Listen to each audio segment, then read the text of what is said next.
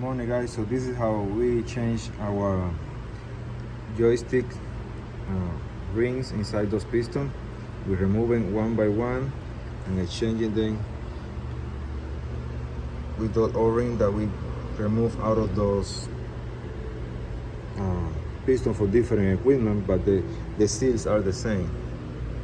You can see here the measurement. This is the OEM, this is the aftermarket. After I put them in there, they work really well.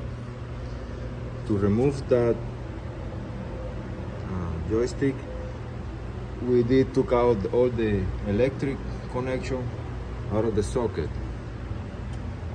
Right here. We take a picture of it. Before we remove them, each one have a number. And make sure the number is according to orientation, so you don't twist them at the time of installation. So then we'll be able to remove the wire from that small hole and thread this and get it out.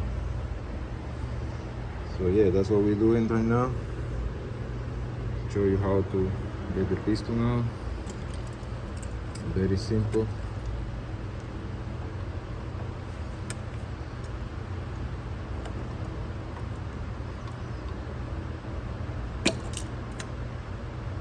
Sure that you will lose that.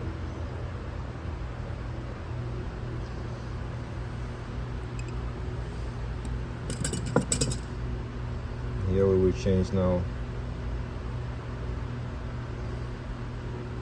the two O-rings. The one inside and the exterior O-ring. I hope that is helpful for you. So this is a TL10 Takeuchi 2015. Takeuchi, however you mention it. We're doing all the maintenance, and as you can see, all of the leaking here. Same thing on the other side.